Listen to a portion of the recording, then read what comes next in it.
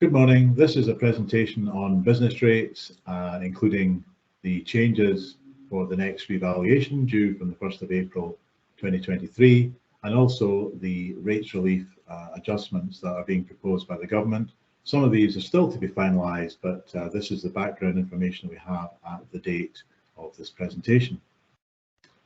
So, as it's mentioned, the presentation covers the rateable value that is being applied to commercial properties throughout Scotland, and also the subsequent rates liability brought about by the poundage and any rates relief applicable. Our rating team has been expanded for the revaluation coming. We cover the whole of Scotland, but now we have expanded our team to include Jim Honeyman, who will cover mainly the east side of Scotland, including Tayside and Fife up to Grampian. But we've also recently brought into the team Ian Landau, who is part of the Kenningtons group in London, and he has significant expertise in rates and financial issues throughout the whole of the UK. So he will be taking forward appeals and finance appeals from our London office. So that's a new expansion of the group. So the background and history of rating, many people are not aware that in fact rating goes back as far as it does. Obviously it's become quite a current topic, but rating actually came about through a valuation that was done for Pope Gregory for the church, which is based on tide rents and was paid by land tenants at the time. And then there was another Crown Revenue valuation that was done in 1326, not a revaluation that I was around for. And this then moved on and was adopted by local and municipal governments for the purposes of paying for local services. The benefit of rating is that it's calculated on land and buildings, which is obviously immovable, so it's very easy to collect.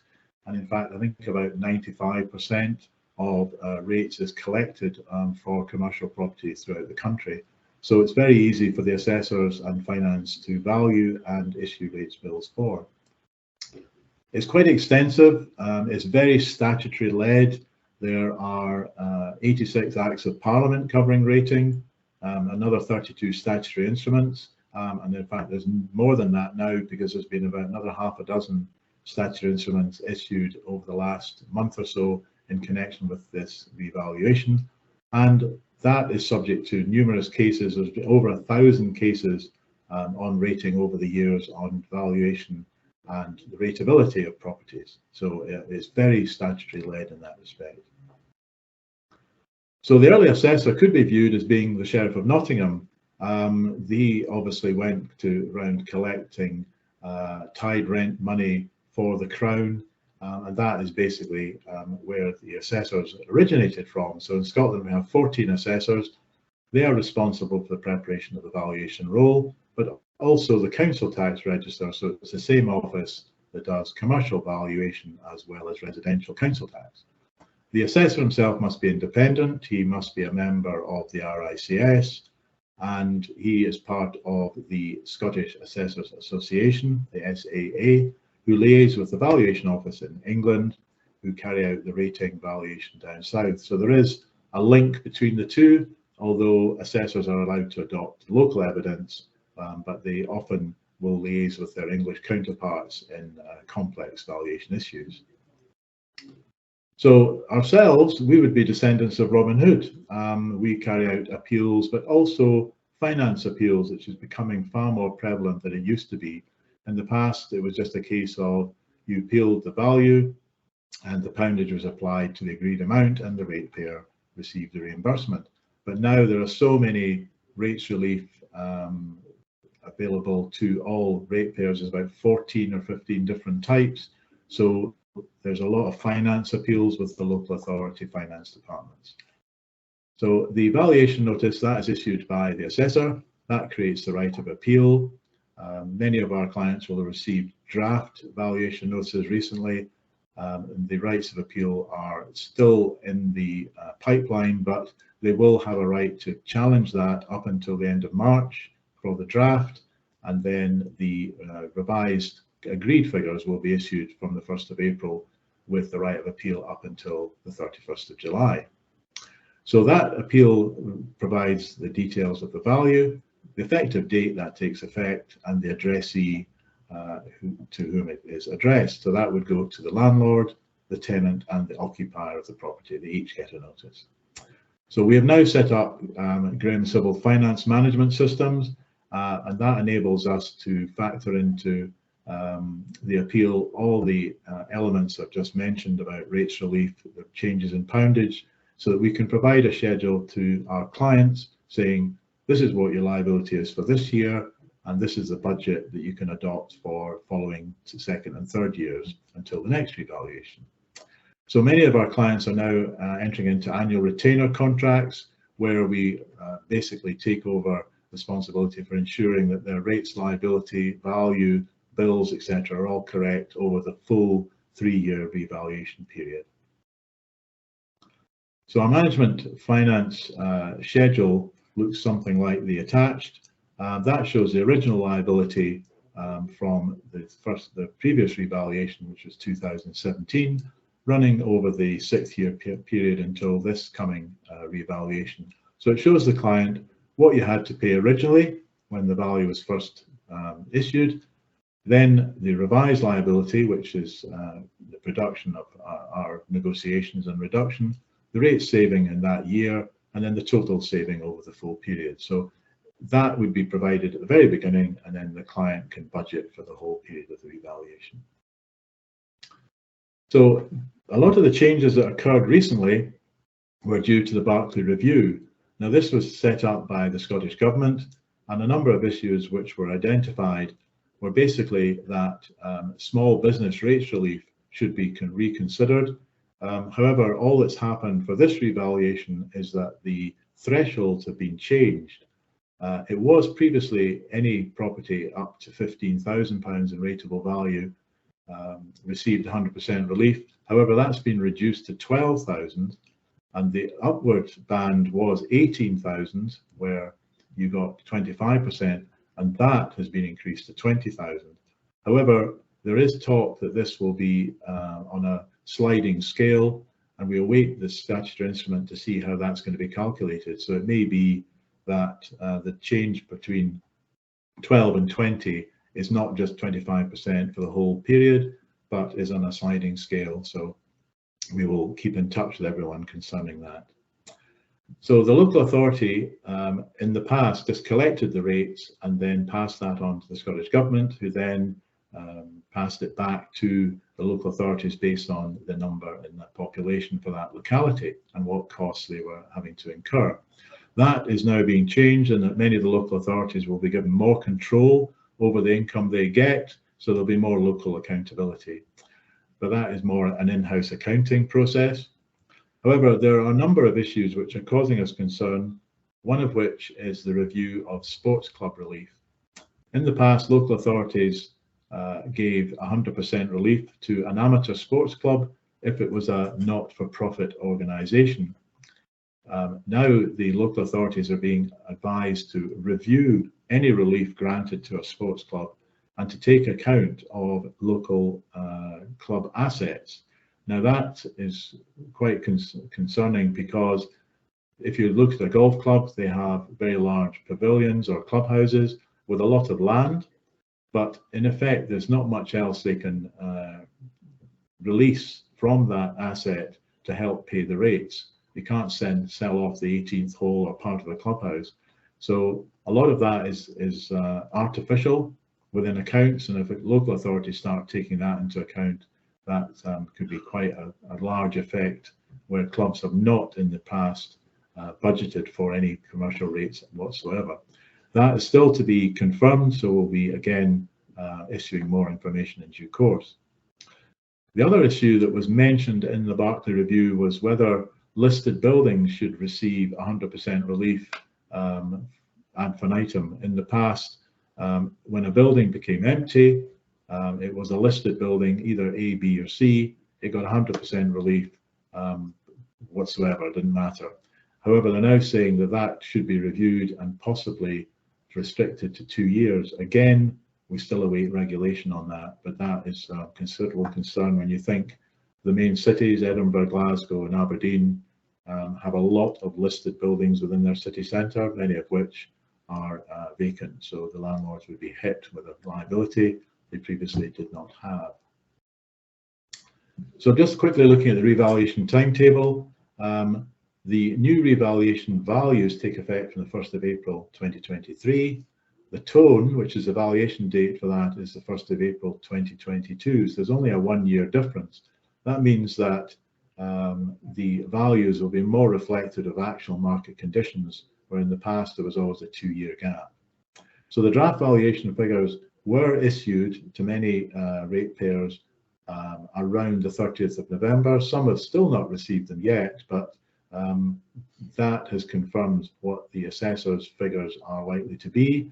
They're in draft, so there's an opportunity to challenge that, mainly the factual information included, up until the end of March, when the assessor will issue another notice confirming the actual figure that they believe is now correct, and that enables the challenge to be made against that figure in the form of a proposal.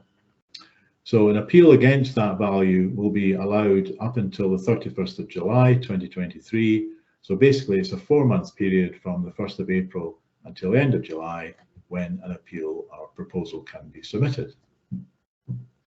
Now, the value that the assessors arrived at has been based on return of information letters. These were sent out to not as many ratepayers as we thought, but they should have all received one of these. And there was a timescale of 28 days for that to be returned. And if you were late, the assessors were entitled to issue a fine. But as far as I know, I don't think any assessors have done so. Because of COVID and assessors working from home, far fewer returns were sent out to clients. And we think the chances are that these will be sent out once proposals or appeals are lodged, and that the ratepayer will receive this request in order for them to clarify any information that's being questioned. So there will still be that date, 28 days, for any response to be received.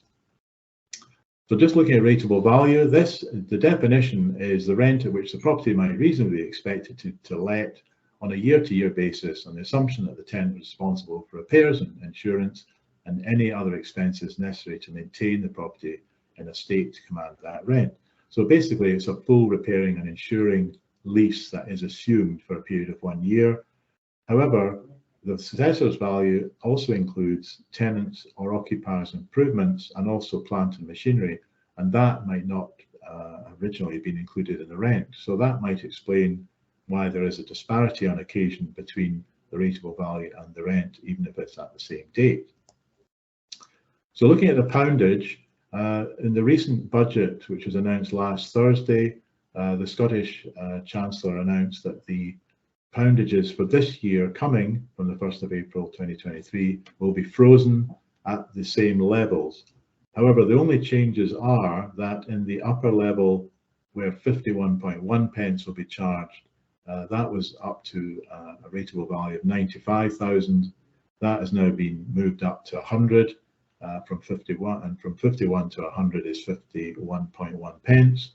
And then the higher rate, 52.4 pence, that's above the 100,000 now rather than 95. So there's a minor change there. But it should be borne in mind that most poundages at revaluation come down because rateable values generally increase, and that enables the same amount of money to be raised by the government reducing the poundage. However, they've now said, well, that's frozen, but then that doesn't help the clients whose rateable values have gone up. It's not frozen from their point of view. They're going to have to pay quite a bit more. So that is where appeals are going to arise. So the effect of the 2023 revaluation, obviously, a lot of this is in draft. Some of the figures have been issued by the assessors, we believe, are subject to challenge because they've had to do them so quickly, and they've really just issued a notice to meet the timescale. But anything that's been valued on build cost, which would include schools, museums, art galleries, local authority buildings, specialist industrial buildings occasionally valued on a cost basis. Because costs have increased significantly over the last few years, that's going to have a knock-on effect on the increase in rateable value. And in fact, looking at the values that have been announced, that is the case. That cost rate is multiplied by a decapitalisation percentage, and normally these are reviewed by the government and reduced if there's an increase in cost. However, they announced some time ago that the decap rate would be exactly the same, which is 4.6% on commercial property. So you can see that anything valued on cost could increase by up to 29.6% in rateable value. As I mentioned, the revaluation, the poundage can be reduced, but in this case it's been frozen at the same level, so that is not going to be of any help to ratepayers either. The main property sectors where there's been a significant fall in value tends to be on the retail side, and that has been borne out by the values that have been issued by the assessor. However, in our view, some of those values could have come back further, so there may still be the options to appeal those. There has been a transitional relief scheme, and that has been phased in over the first 2 years of the revaluation. But again, no great benefit, 12.5% I think on the smaller value properties and up to 25% on the larger. So, you know, anybody whose rates bill has gone up by 25% is not going to get any transitional relief. So that's of no great benefit either. However, again, the statutory instrument has yet to be printed, so we'll get the final details out to you as soon as that's available. But mainly we're saying for most clients, apart from retail, budget for a 15% increase in rates payable for the coming year. So as I've mentioned, these are the sectors where there's been the biggest effect. Industrial, especially in the smaller units where small business rates relief had been granted in the past, which in effect increased rentals. The assessor has now used those rentals to arrive at his next values, so industrial values have now gone up quite a bit. Retail has fallen back, particularly in department stores. Offices, mainly in the main centres, the main cities, the modern offices have gone up, secondaries more or less stayed the same. However, it is very localised and can be dependent on location and quality of building. The one sector which has caused concern again is hotels and restaurants, because they've been done on turnover. Many of them took a bit of a boost once COVID came to an end, and unfortunately that was the year that the assessor has adopted in his valuation tone. So where they've had a bit of a jump in turnover, some of them have seen quite significant rises in rateable value, and we've been hearing stories that, you know, that increase in turnover has fallen back over the last few months due to everyone having less disposable income. So that there's definitely arguments on many of that sector. Again, specialist schools, school buildings, local authority buildings have gone up quite significantly, and so there's going to be a lot of appeals on that basis of value as well. Where there has been a change is that appeals have now been replaced by what the Scottish Government has termed proposals. Now, in the past, you could just lodge an appeal, which was in a letter. It was addressed to the assessor, it had the name of your client, the address of the property, and the rateable value that you were appealing. Now, the rules have changed. In fact, that would not be accepted. The assessor could refuse it, and you have to submit, it's almost a formal proposal, which is like a rent review submission. And in that, you have to have a clear reason. You have to have a letter from your client confirming that you have been instructed to deal with this appeal, and in fact can go into negotiation with the assessor. There's a requirement to provide all your grounds, which would be the reasons that you believe the building has been overvalued, but also all the evidence, all the rents and the detail within those rental agreements to back up your own presupposed value. So there's an awful lot more information required. There's also cut-off dates where if that is refused, you have a 28-day period to resubmit any information that the assessor believes has not been suitably covered. So this is a new system altogether. It's going to be new to the assessors as well, and all of this has to be done before the end of July, which is going to be an extremely tight timescale.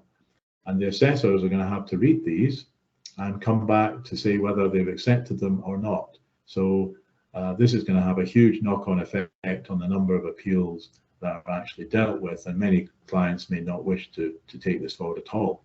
And it's unlikely that individual ratepayers will want to do it because they will not have the expertise.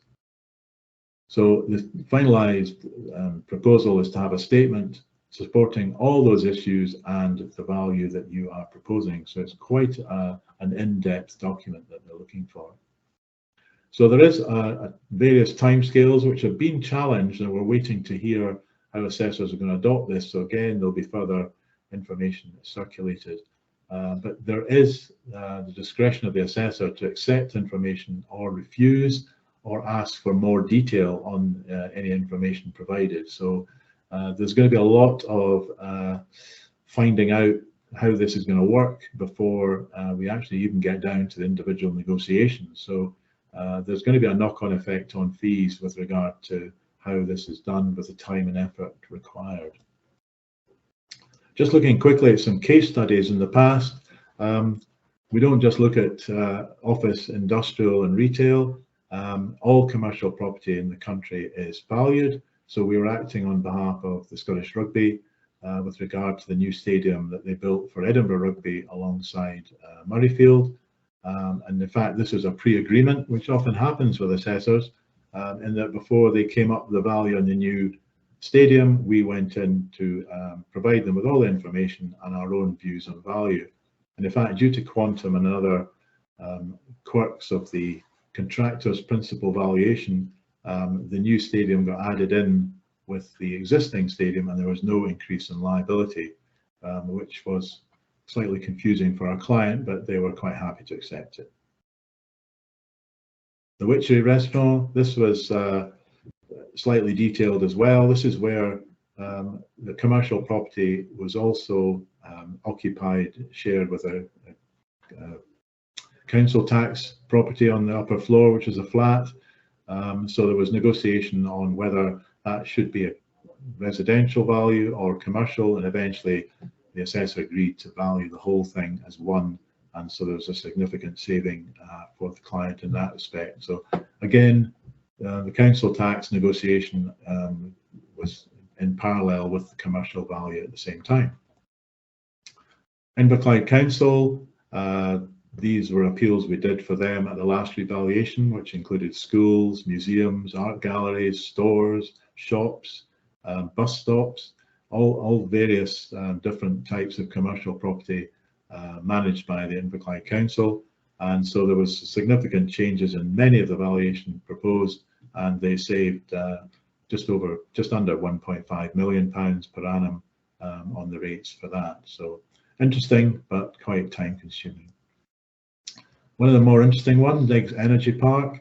This used to be an oil-related facility, then due to various changes in the market is now actually a production facility for wind farms, and there's always issues going on there. So we did the revaluation appeal, and then there was various new buildings added, other buildings taken down and alterations done. So there were appeals throughout the 5-year revaluation period on this one. But at the end of the day, quite significant savings generated for them, but quite an interesting one overall. So summary, the process, the values will be have been issued in draft to many clients.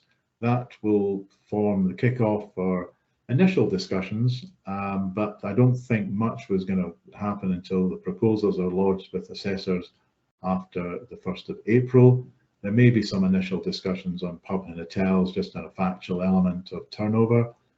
So there may be agreements which would help the client there.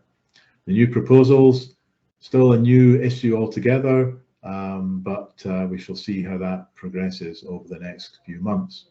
However, that's going to have a knock-on effect on fees for ratepayers. In the past, the letter was not really didn't really have a cost implication and was covered at the end of the appeal process. However, now having to prepare a full proposal like a rent review submission, there's going to have to be a cost up front for that, which many clients appreciate. So the result of all these changes, more complex system and costly for the ratepayer, and interesting to challenge. So thank you very much for your time, and I hope that was of help. If you'd like any more information on any of the issues, please contact anyone within the rating team. Thank you.